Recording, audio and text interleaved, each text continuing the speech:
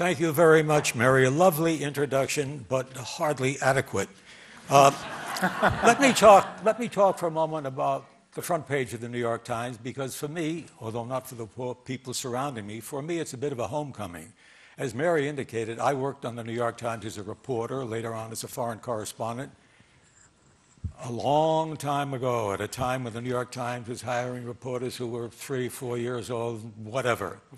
But today we're going to talk about the front page, how the decisions are made, the placing of a story on the front page, the impact of these stories, and whether or not the hard-charging front page that I remember very vividly has gone a little, how shall I put it, soft. Soft, and I say that because I find my testimonial and my characterization, which is open for discussion, on the front page of the New York Times. I was astonished today to see 4 columns given to Jay Leno. Whither Jay Leno, where is he going? And my first reaction, where is the New York Times going on this particular thing? But having said that, I love the Times. It is so heavily and clearly a part of my life.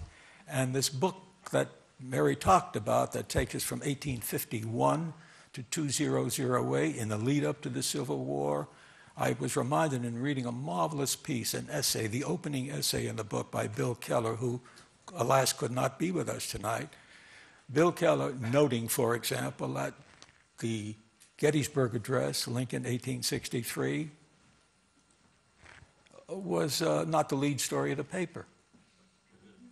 That when the front page story is done, and I think it was 1879, he said with confidence, because he looked it up today, when Edison switched the electric bulb, the Times guardedly in the subhead said, conflicting accounts as to its utility. Anyway, it has covered everything. And in riffling through the book today, of course, I wander through the headlines of my own life. Not the Civil War, but I keep thinking World War I and World War II, and the names kept rushing back. Stalin, FDR, Hitler, Arafat, the Israelis, the Middle East, Vietnam, China, and so forth. A whole run of the names. And then I go to the headlines in the paper again, the front pages. And you think of a New York Times story on the front page, which has an extra dimension of clout. It can change U.S. policy overnight, as to a certain extent it did on Vietnam, although it was a long overnight. Careers are affected. Politicians resign the next day when they find themselves exposed, etc. So we're lucky today to have 4 people with us who, while they're right now at the New York Times, who can take a look at this textbook of ours, this textbook that everybody has called the front page of the New York Times, and who, possibly Dean, because you're the bureau chief, who can tell us most about demystifying how this how this is made? You fellas take a look at the debris of the day, the global debris. You take a look at the world's triumphs, achievements, successes, failures in a 24-hour period. And as Bill Keller said, he has this marvelous phrase. He says, the front page of the Times, where do I have it here, is the most important things that mattered yesterday. You'll find on the front page of the Times today. Demystify this front page. Sure. I'll walk you through the anthropology. Open the pages so you can take a look as Dean talks. I'll walk you through the anthropology of how the front page is put together in general, maybe with fewer specifics about this one. But the front page is built. There are 2 meetings in the course of a day. At a 10 a.m. meeting, all of the department heads gather in a big conference room in the newsroom.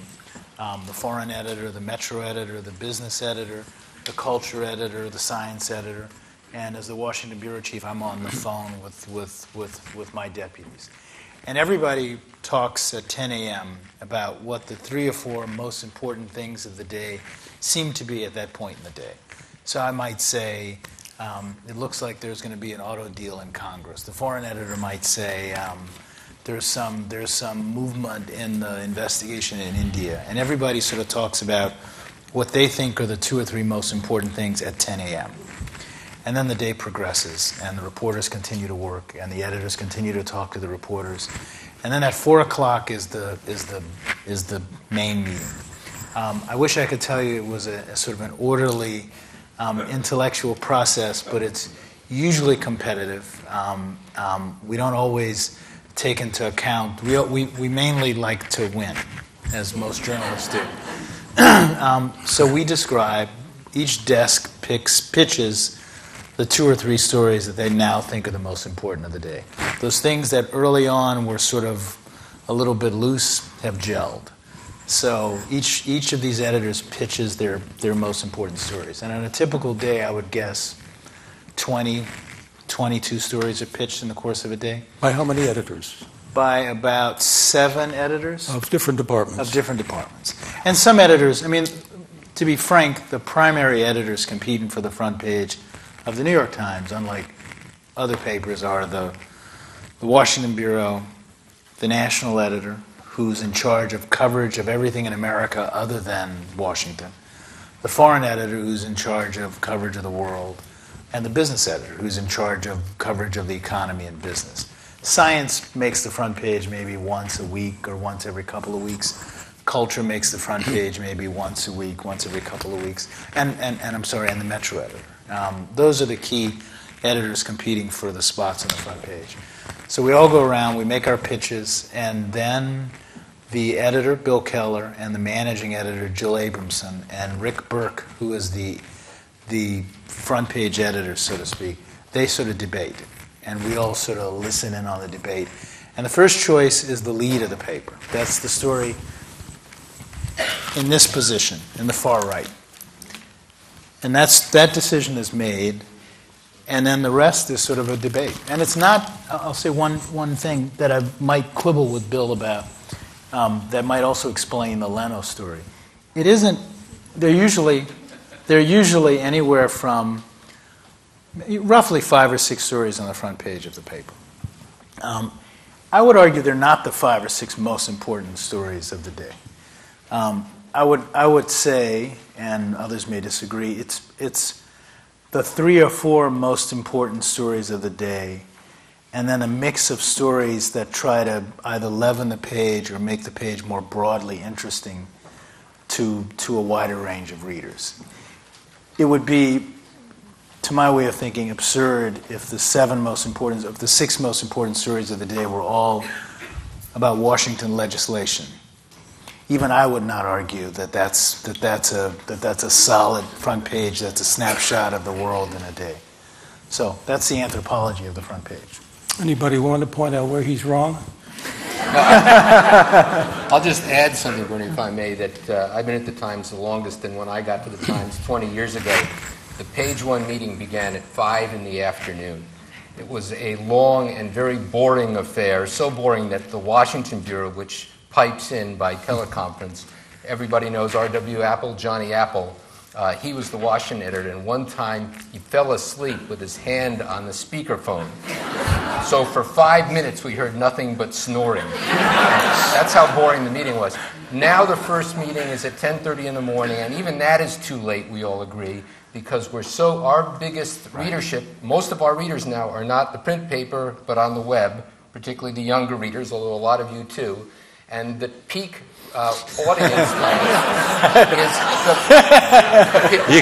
You can cancel your subscription. I'm in your group. I'm the old guy in this group. But the peak viewing time for the web is at 11 o'clock in the morning.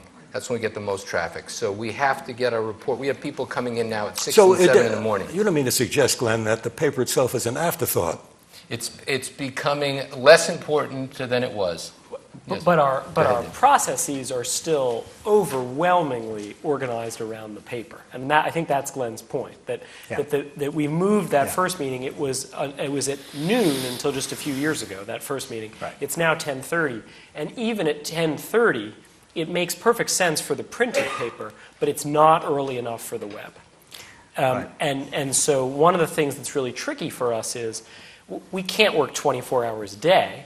But we need to figure out a way to stretch out our day so some of the same rich discussions that happen in that 10:30 meeting, and I'm able to call them rich because I'm not in the meeting, so I don't hear the nasty fights in them. They're brilliant. Yes, I'm sure.